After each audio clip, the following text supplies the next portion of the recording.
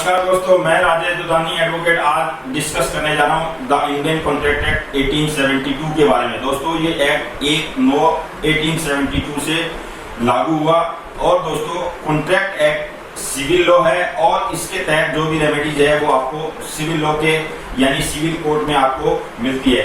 दोस्तों कॉन्ट्रैक्ट के लिए ये कहा जाता है कि जो एग्रीमेंट है, जितने भी एग्रीमेंट होते हैं वो सारे कॉन्ट्रैक्ट नहीं होते, लेकिन जितने कॉन्ट्रैक्ट्स होते हैं वो सारे एग्रीमेंट की श्रेणी में आते हैं।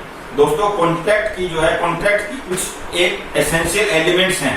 अगर वो सारे एसेंशियल एलिमेंट होते हैं तो ही वो कॉन्ट्रैक्ट बनता है, अदरवाइज वो एग्रीमेंट हो जाता है जो इन्फोर्सिबल नहीं होता है। कोई भी एग्रीमेंट जो लीगली इन्फोर्सिबल हो वो ही कॉन्ट्रैक्ट कहलाता है। दोस्तों कॉन्ट्रैक्ट के लिए सबसे जो प्राइमरी एसेंशियल एलिमेंट है उसमें से है दो व्यक्तियों का होना जरूरी है, यानी एक व्यक्ति के बीच में कोई कॉन्ट्रैक्ट नहीं हो सकता। एक या दो व्यक्ति जैसे होंगे तभी वो कॉन्ट्रैक्ट क्रिएट हो सकता है।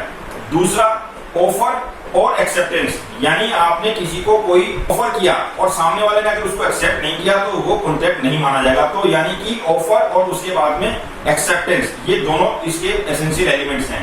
तीसरा जो है फ्री कॉन्सेंट होनी चाहिए, यानी जो व्यक्ति एक्सेप्टेंस दे रहा है उसकी कॉन्सेंट फ्री भी होनी चाहिए। फ्री कॉन्सेंट से मतलब ये है कि वो किसी तरह का फ्रॉड, मिस्टेक, मिसरिप्रेजेंटेशन, कोर्सन, थ्रेट यानी अनड्यू इन्फ्लुएंस, इस तरह की किसी भी प्रभाव में वो व्यक्ति ना हो। फ्री कॉन्सेंट होनी चाहिए। चौथा दोस्तों लॉफुल कंसीडरेशन और लॉफुल ऑब्जेक्ट, यानी जो आप कॉन्ट्रैक्ट करना चाह रहे हैं वो लॉफुल ऑब्जेक्ट के लिए हो, यानी कि सपोजेटली आप किसी जुए के लिए या किसी के मर्डर के लिए कोई कॉन्ट्रैक्ट कर रहे हैं तो वो लॉफुल नहीं है, उसके बदले आपका कोई पैसा दे रहे हैं तो वो लॉफुल कंसीडरेशन नहीं है, यानी lawful object with lawful consideration.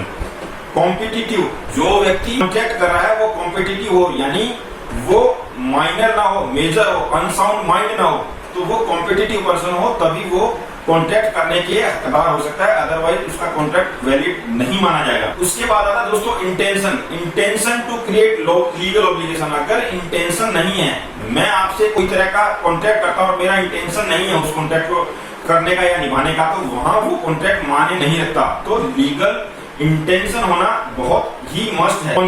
कॉन्सेंसियस यानी कॉन्सेंसस, यानी दो व्यक्तियों के बीच में जो कॉन्ट्रैक्ट हो रहा है वो पर्टिकुलर जिस चीज के लिए हो रहा है वो चीज दोनों के नॉलेज में होनी चाहिए। सपोजेटली मैं अगर किसी के साथ में किसी पर्टिकुलर मर्सिडीज कार के लिए कर रहा हूँ कॉन्ट्रैक्ट और सामने वाला इस दिमाग में है कि वो मारुति के लिए कॉन्ट्रैक्ट कर रहा है, तो वो कॉन्ट्रैक्ट लीगल कॉन्ट्रैक्ट नहीं माना जाएगा। दोनों का जो सोच है, दोनों को जो कॉन्शियस है वो एक ही चीज के लिए होनी चाहिए, तब वो कॉन्ट्रैक्ट वैलिड कॉन्ट्रैक्ट माना जाएगा। उसके बाद दोस्तों आता है पॉसिबिलिटी ऑफ परफॉर्मेंस, यानी कोई कॉन्ट्रैक्ट अगर हम करते हैं और वो ऐसा कॉन्ट्रैक्ट है जो पॉसिबल ही नहीं है परफॉर्म करने के लिए, तो दोस्तों फिर वो कॉन्ट्रैक्ट भी वैलिड कॉन्ट्रैक्ट नहीं माना जाएगा। तो पॉसिबिलिटी ऑफ परफॉर्मेंस बहुत ही जरूरी एसेंशियल एलिमेंट है किसी भी कॉन्ट्रैक्ट का। और एग्रीमेंट जो है कि लीगल जो रिक्वायरमेंट्स है, जैसे अगर वो नोटराइज होना है, उसमें कोर्ट फीस लगनी है और उसको रजिस्टर्ड होना है, अगर ये सारी फॉर्मेलिटी जरूरी है, वो सारी चीजें जरूरी नहीं है, तो वो वैलिड कॉन्ट्रैक्ट की श्रेणी में नहीं आएगा।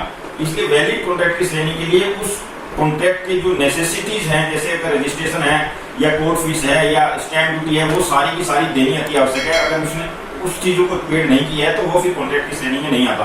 तो दोस्तों इस तरह से कॉन्ट्रैक्ट के लिए कुछ फिक्स्ड एसेंशियल एलिमेंट्स किए गए हैं, अगर वो सारे फुलफिल होते हैं तो ही कोई कॉन्ट्रैक्ट वैलिड कॉन्ट्रैक्ट माना जाता है। इस तरह से दोस्तों ये आज का टॉपिक था कॉन्ट्रैक्ट के ऊपर में।